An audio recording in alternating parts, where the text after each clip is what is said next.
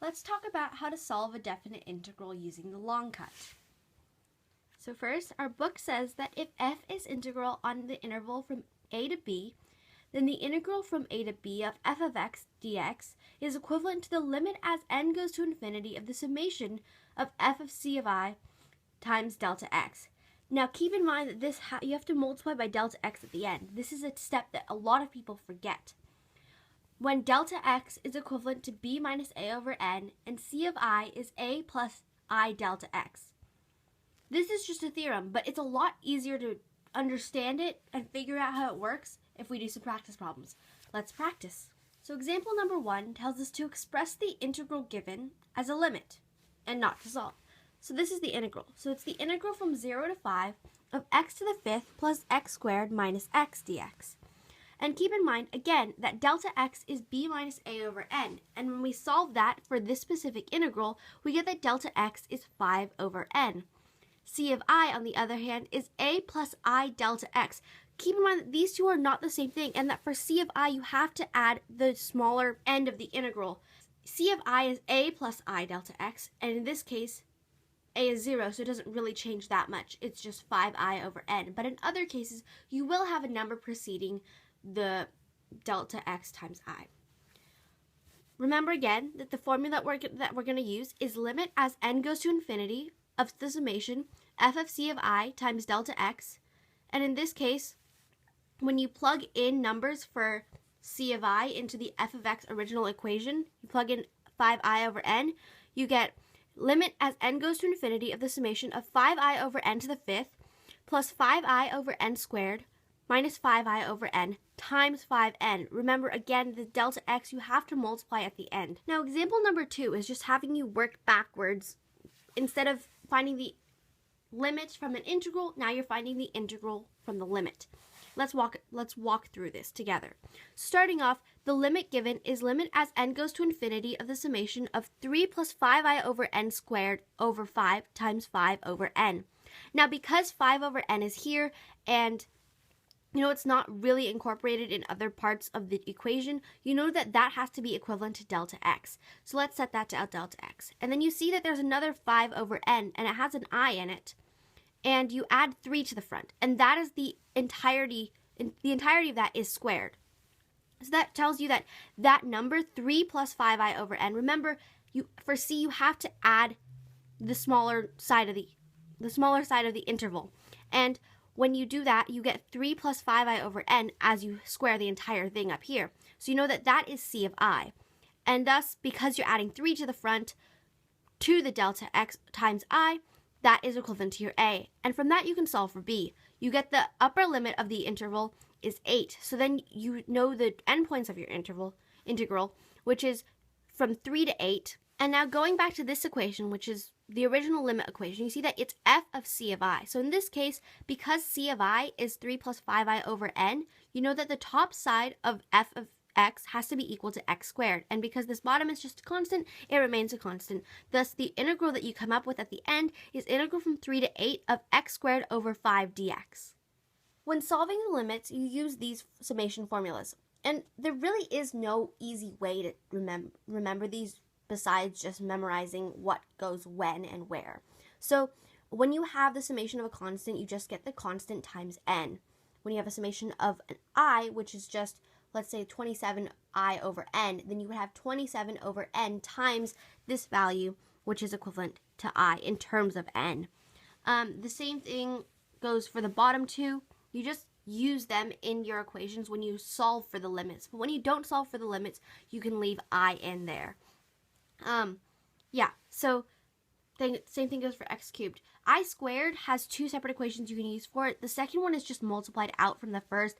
I personally think that the second one is easier to use because this way you don't have to multiply these factors out later on.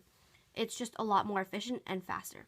Example 3 tells you to solve the integral from -1 to 2 of 3x squared plus 2 dx.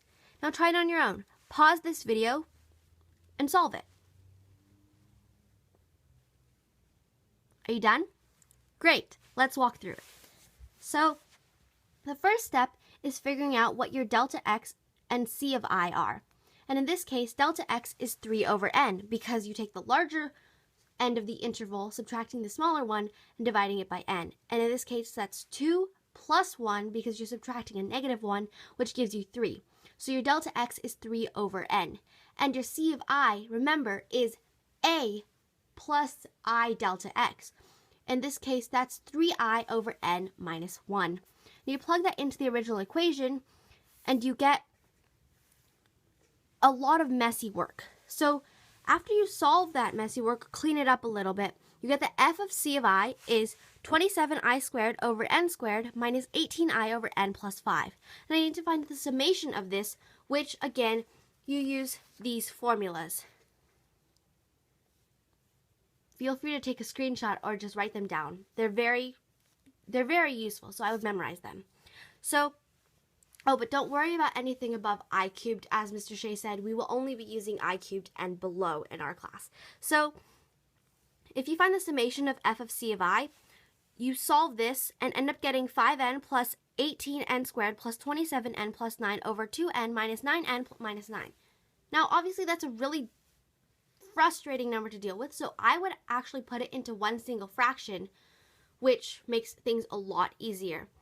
And then you have to multiply this value by delta x, in this case 3 over n. This is a step that a lot of people forget, so I'm going to be emphasizing this throughout this video. Throughout this video, I will tell you over and over again, remember to multiply by delta x. Or for c of I, remember to add a to the front of that. So you always want to make sure you multiply by delta x here, which is extremely important because that will affect your answer and your limit. So when you multiply this value, or f of c of I, the summation of f of c of I by 3 over n, which is delta x, you get 30n squared plus 27n plus 27 all over 2n squared. Now we're going to go back to the same memorized equation that we talked about at the very beginning, which is limit as n goes to infinity of the summation of f of c of I times delta x. And in this case, you already have all of this done. Now all you need to do with this 30n squared plus 27 over 2n squared is find the limit as n approaches 0. And this we learned last semester, or last quarter, so it should be pretty simple. But what you do is you divide the entire top and the entire bottom by n to the greatest power that there is in the denominator. And in this case, that's n squared. So you divide the entire numerator by n squared and the denominator by n squared, and you get 30 over 2, which is equivalent to 15. And thus, that is our answer. For those of you who really want to understand how this equation works, let's dissect it. First and foremost, we find the width of each of the rectangles we're placing under the curve, which is delta x, or b minus a over n. Making the number of rectangles under the curve n means that we make the area under the curve more accurate because the number of rectangles n that we're using is approaching infinity. The c sub I here represents each of the endpoint x values. So f of c sub I gives you the height of the graph at the point c sub I, and finding the summation of all that is just like you would do with left endpoints and right endpoints, adding up the heights of the graph at the endpoints of rectangles and multiplying that summation by the width here, which is delta x. Thus, you're finding the summation of all of the height of the graph at c of I, and multiplying each height by the width of each rectangle, and finding the limit of that. Finding the limit as n goes to infinity of this entire thing just makes the area we find more accurate because we're using n rectangles, which is an infinite amount, giving us the exact area that we want under the curve. Now let's try example 4. It tells us to solve the integral. The integral is from 0 to 3 of x squared minus 1 dx. Try it on your own. Pause the video and come back to it when you're finished. Let's walk through it together. So first and foremost, again, we find delta x, which here is 3 minus 0 over n, which is 3 over n. And c of I, remember, you have to add on a to the front. And in this case, a is 0, so it's just 3i over n. F of c of I in this case gives you 9i squared over n squared minus 1. And finding the summation of that, you get 4n squared plus 9n plus 3 over 2n. Multiplying this summation by delta x gives 12n squared plus 27n plus 9 over 2n squared. And finding the limit as n goes to infinity. Again, this equation is extremely important. Remember this. Finding the limit as n goes to infinity gives you the value of 6. Thanks for watching, and I hope you learn how to solve the definite integral using the long cut.